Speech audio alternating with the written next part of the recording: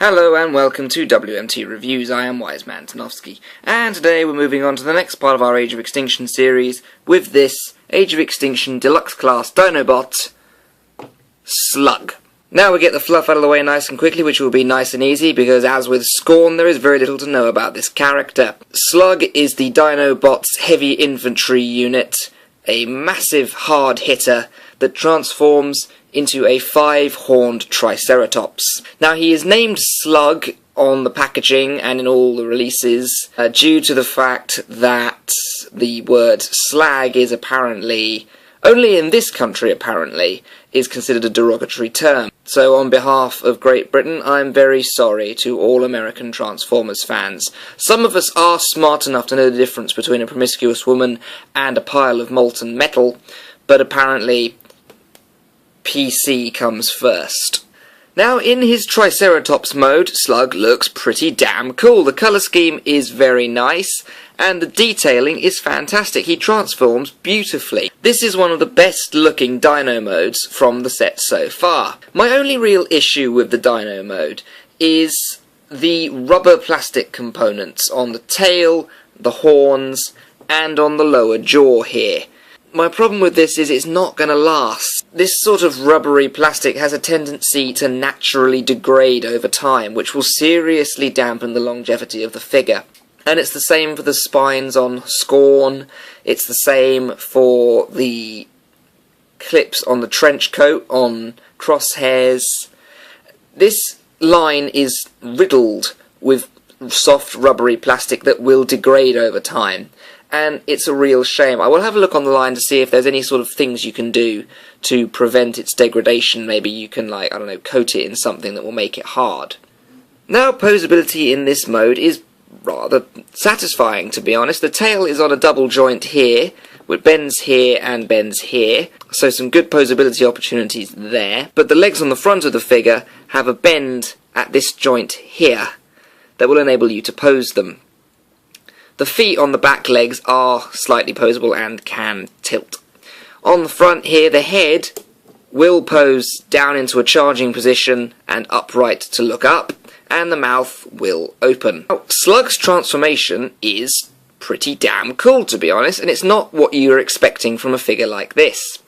Now, if we stand his legs upright, you have to take the back half of the leg and rotate this entire section around, folding away this foot and folding out this one.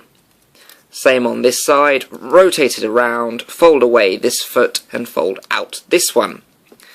Now you will take the front of the dinosaur head and split it right down the middle. This will enable you to open up this entire section and reveal the bulk of the robot mode. Now for each of the arms, rotate out the hand and clamp the forearm together. Rotate out the hand, clamp the forearm together, just like so. On the crests, fold down this section onto the front here. For the tail, fold up the rubber section and have it sit behind the hips. And finally, for these front arms, you want to rotate them around so that the silver part is facing outwards. Bend it at the elbow here and clip it in as much as possible to the body. Do the same on this side, bend it there, bend at the elbow, and clip it in there. And you're more or less done. And here you have Dinobot Slug in his robot mode, and I have to say, the robot mode on this figure works really, really well. He's very squat, but he's also very well proportioned. He hasn't got super short legs like Scorn does. He's got massive, great muscles in his arms, and I love that. They look really mean. Really sells him off as the hard hitter of the team. To be honest, I'm not even bothered by his size this time round, which is something I've consistently moaned about with this series. Doesn't bother me all that much with Slug. He looks great in this size. Have a quick look at the head sculpt here. It's a sort of traditional knight's helmet with a very pointy front to it. Does sort of look like a sort of berserker helm, which is really cool, and it works quite nicely for this character being the close combat expert that he's supposed to be. Now, posability wise, you get a lot of good options. The head will move side to side on a ball joint, slightly restricted by the moulding around the chest and the back of the head. The arms will go out and the dinosaur head will move out of the way as part of its up-down posability in dino mode. The arms will go all the way out, they will go all the way forwards and all the way back. And there is, if you hold here, there is a bicep swivel, it's a bit tight. There's an equally tight elbow joint, and the wrist unfortunately is unable to rotate as part of its transformation. The whole figure does turn at the waist. The legs will go all the way forwards, they will go back until they bump into the tail section here.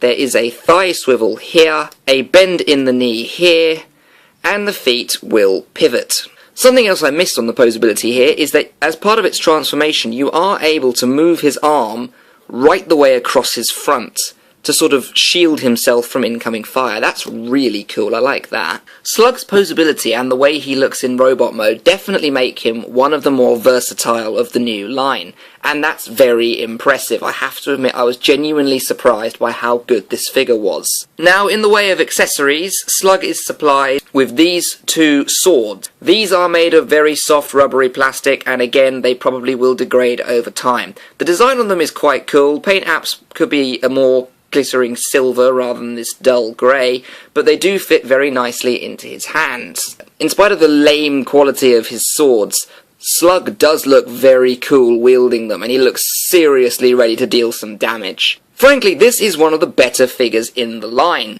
and for that I'm going to award it a very high 8 on the Orsometer. It genuinely is one of the best figures in the line.